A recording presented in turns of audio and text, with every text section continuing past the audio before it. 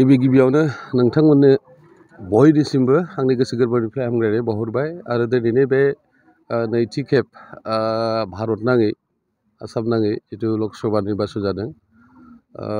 बे निर्बाचननि जायफोर भटार्स बिथांमोननो आंनि गोसो गोरबोनि हामलायनाय बावहरग्रोनाय जाबाय। दिनैनि जिथु निर्बाचननि थांखि जों BPF दोलो हिसाबै बेखौनो जों बुंनो नागिरगोन। गासैबो बर' रायजो राजा आइ आफा बिदा फंबाय बिब' बिनानाव बिथांमोना नैबे 4 नं दरं उदालगुरि समस्तिनि जायफोर भटार्स जायफोर रायजो राजा बिथांमोना जोंनि केन्डिडेटखौनो होनांगो। जोंनि केन्डिडेटआ जाहैबाय दुर्गा दास बर'। बिथाङा मोनसे समनि MLA मोनबो आरो मन्थ्रिमोन आसामनि। बै समावहाय बिथाङा खामानि मावदों। बिथांनि खामानि मावनाया दिनैबो बिदिन्थि हिसाबै दङ। दा जोंहा थांखि दङ BPF दोलोआ गोलाव BTC समाव BTCनि खुंथाय सोलिबाय थानाय समावहायनो हाग्रामा महिलारिनि दैदेननायाव खनसे नङा खननै नङा खनथाम BTCआव सरकार खालामनो हादों। आरो BTCखौल' नङा जों आसाम सरकारबो जों खालामदों। दिल्लीयावबो जों थाफादों। कंग्रेसनि समाव जों कंग्रेसजों थाफानानै खामानि मावदों। BJPनि समाव जों BJPजों थाफानानै खामानि मावदों। नाथाय नैबे BTCआव जों हारसिङैनो BPF दोलो हिसाबै जों खामानि मावबाय 15 बोसोर। दा बेयाव नुदों रायजो राजाफ्रा मा जादों जायाखै। दा बेखौ बेस खालामनानै दा नैबे गोदान माखासे जों नुथाय नुदों राजनितिनि खैसारि नैबे थांनाय डिलिमिटेसन समावबो नैबे 6 सिडिउल बेस्ड BTCखौ बेस खालामनानै मोननै समस्ति मोननांगौमोन। मोननै समस्तियाबो ST रिजार्भआनो जानांगौमोन। दरं उदालगुरि खालामनानै होबाय जोंनि बे उदालगुरि जानो गोनां समस्तिखौ। बेयाव क'क्राझाराल' ST रिजार्भ जानानै नैबे दरं उदालगुरिया माने ST रिजार्भ जायाखिसै। बेजोंबो जोंहा बुंनांगौ बाथ्रा गैया। खिन्थु माने BTC बासि हिसाबै जिहेतु पपुलेसनाबो बाराखामोन बे हिसाबै जों मोननांगौमोन। नाथाय राजनितिनि खैसारि दङ बेवहाय जों बयबो मिथिलायगौ। दा बेखायनो बेफोरखौ नोजोर बोनानै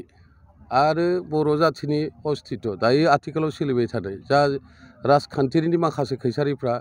माने बेबायदि बेरखांनायखौ जों नुनो मोनबाय थादों। जेरै ट्राइबेल बेलेन्स ब्लक बे ट्राइबेल बेलेन्स ब्लकआवहाय दिनै प्रटेकसन गैयि बायसा अबस्था जानानै फैबाय थादों। आरो फारसेथिंजाय जोंनि नैबे BTCआवबो खुंथाय गोहो जिहेतु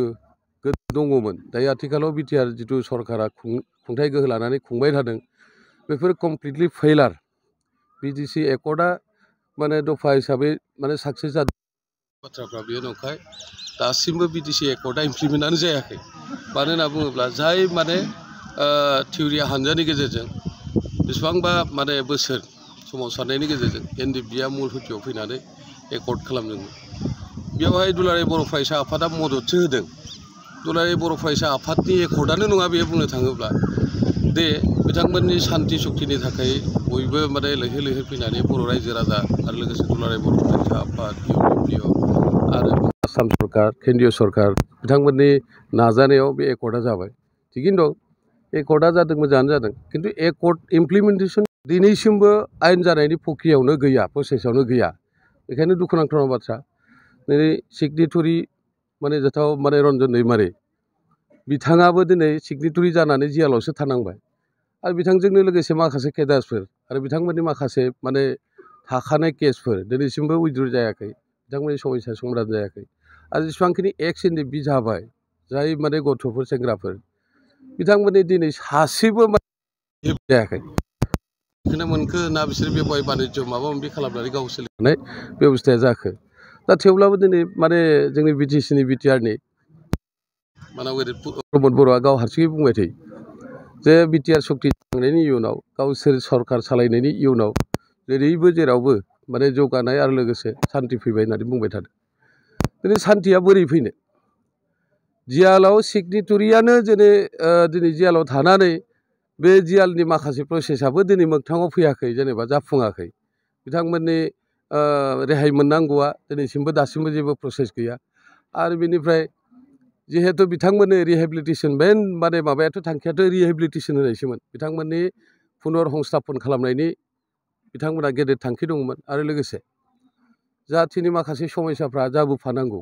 जेसेबांखिनि BTCआव जायाखैमोन बा BTCआव थानायफ्राबो जाबावनांगौमोन बेफोरखौ सरजाबफानानैनो जेसेबांखिनि माने दफाफोर दङ जेनेबा BTC आरो BTR बेफोरो मोनफ्रोमबो मोनफा मोनफा माने समयसाफ्रा समाधान जानांगौमोन। नाथाय दिनै दुखुनांथावनि बाथ्रा जायाखिसै। थाङै थाङै जों मा नुदों दा नैबे बिटिसिआवबो आनसलिक दलफोरखौ माने थाहोनायनि खुनु माबायानो गैला दायो माने बिजेपिया दिनै साग्लोबजोब्बाय आरो बेनिफ्राय साग्लोबजोबखांनायनि इयुनावहाय मा खालामनो नागिरदों दिनै माखासे नुथायखौ जों नुनो मोन्दों देग्लायलायनो थामथि खेबनि थाखाय जुदि सरकार फैयोबा केन्द्रीय सरकारावहाय अब्लाना मोनसे इउनिफिकेसन आयेन सिभिल कड बिथांमोना खालामनो नागिरबाय थादों अब्लाना जों मोनसे नितिजों बोरै सोलिनो मोनसे भाषाजों बोरै सोलिनो मोनसे धोरोमजों बोरै सोलिनो भारतआथ' निरपेक्ष माने धोरोम सायख'यै मोनसे माने माबा बियो हादोर बियो बेवहाय बयबो धोरोमा थानो मोनो बयबो माने जाथिया थानो मोनो बयबो माने रावा रायज्लायनो मोनो जायफ्रा रिकगनाइज राव बिथांमोना रायज्लायनो मोनो दा बेफोरबायदि नियम नितिफोरखौबो दिनै सोलाय सोल' खालामनो बिजेपि दला सानगासिनो दङ बेखायनो जोंनि बर' माहारिनि जायफोर माने गेदेमाफोर दङ बिगुमाफोर दङ दिनै सानसुमै सानसुमाफोर दङ बिथांमोना दिनै बुजिनो नांगौ आरो माने आं दिनै खावलायहरगोन नैबे नोंथांमोननि बे बिजोंनि गेजेरजों जे बिथांमोना जाहाथे अन्नानै दुर्गा दास बर'नोनो माने भट होयो दरं उदालगुरियाव दुर्गा दास बर'आ बेसेबां भट लानानै देरहागोन होननानै सानो दरं उदालगुरियाव 8.5 लाख माने 8,50,000 बांसिन भट लानानै बिथाङा देरहागोन मानो होनना बुङोब्ला खोला जेसेबांखिनि माने मोनबा आउट अफ बिटिडिआव माने एलएसि सेगमेन्ट दङ बेवहाय जेसेबांखिनि माने मुस्लिम माने माबा दङ भटार्स राइट्स दङ बिथांमोना कमप्लिटलि 80-90% भट दान खालामगोन आरो लोगोसे जायफोर जाति जनगोष्ठी एक्सेप्ट माने ट्राइबेलफोरनि अनगायै माने बिथांमोनाबो 60% भट दान खालामगोन आरो बिटिसिआव ट्राइबेलफ्रा जिहेतु परिबेसखौ नुबायनो थादों बिजेपिया मा खालामनो नागिरदों बेखौथ' बिथांमोना मोजां रोखोमै सामलायनो हायाखै रायजो राजाफ्रा स्पष्ट भाबै बुजिदों आरो नुनानै मोनदों दा बेखायनो देग्लाय नैबे भटआव जेसेबां माने दुलाराय बर' फरायसा आफादा बुजाया मानो जेसेबां बिजेपि दोलोनि दैदेनगिरि बिबानगिरि बिथांमोना बुजाया मानो बर' माहारिनि जेसेबांखिनि माने दैदेनगिरि बिबानगिरि आरो जोंनि भटार्स गासैबो बे नांगोलनि सावगारियावनो भट होगोन आरो लोगोसे गुबुन जाति जनगोष्ठी बिथांमोनाबो जोंखौ मदद होगोन थारैनो दरं उदालगुरियाव बिपिएफ हान्जाया थांमारगोन ना दरं उदालगुरियावबो देरहागोन आरो बेनिफ्राय बे क'क्राझारावबो फैबाय थानाय जिथु बिसायख'थि जानो गोनां 7 मेआव बेयावबो खाम्फा बरगयारियानो देरहागोन मोनबेसे सिट लानो हागौ जोङो मोनबा माने सिट दायो माने निर्बाचन गेलेदों बिसायख'थि गेलेदों बिनि गेजेराव जों मोनथामखौ आसा खालामदों मोनथामखौ आसा खालामदोंब्लाबो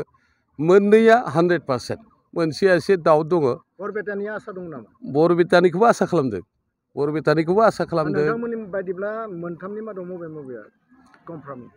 बरपेटा आरो नैबे मोननै बिटिसिआव थानाय मोननै बे 100% जों सानदों थेवब्लाबो बे बरपेटानिखौ एसे दद दोनदों आरो बोरैबाबा उल्थाबो जानो हागौ जिहेतु जोंनि मानसिया खम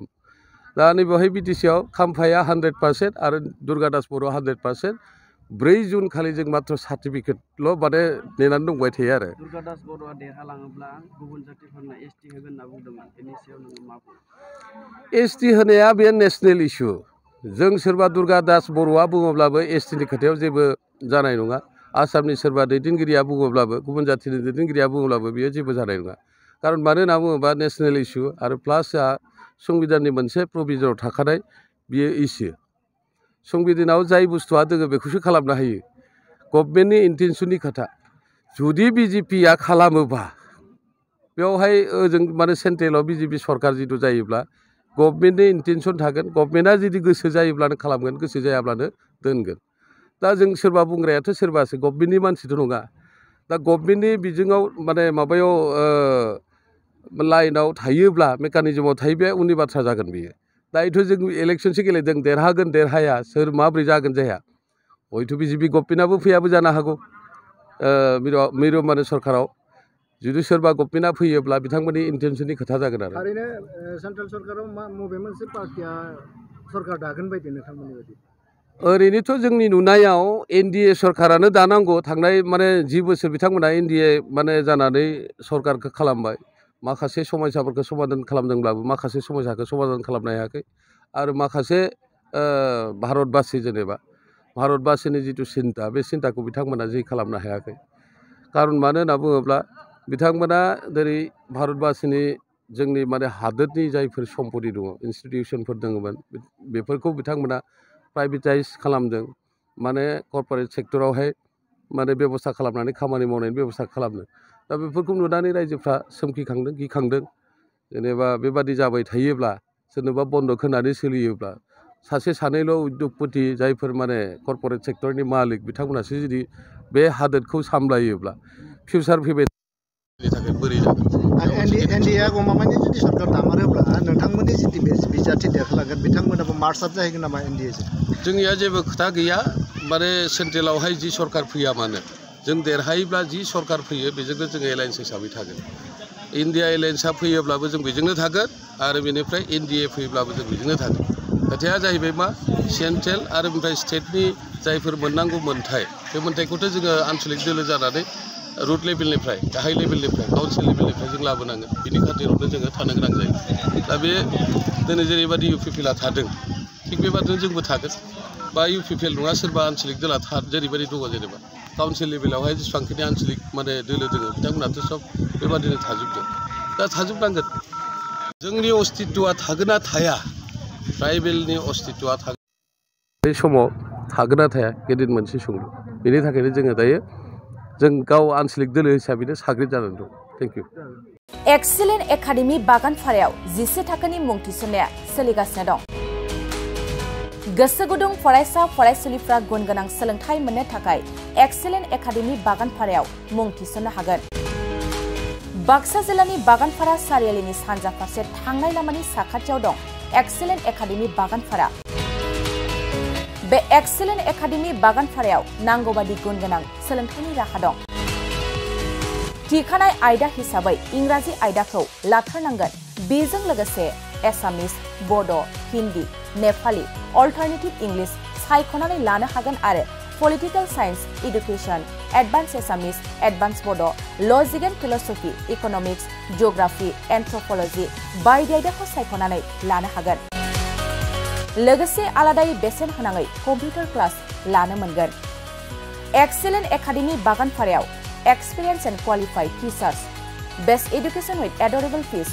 education with modern technology. The admission fees charge would be considered for below poverty line and brilliant students. Hostel facilities for boys and girls by the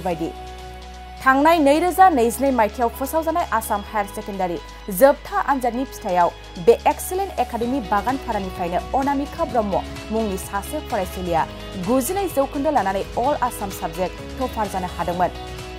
लोगोसे बोहैथि बोसोर 2024 मायथाइनि थाखाय एक्सिलेन्ट एकाडेमि बागानपारायाव गोसो गुदुं फरायसाफ्रा मुं थिसननो थाखाय फरायसालियाव फैनानै फर्मखौ लांफैनो हासिगोन आरो मुं थिसननो हासिगोन गुवारै मिथिसारनो थाखाय 9954505027 8011337530 नाम्बारनि गेजेरजों फोनांजाब खालामनो हागोन।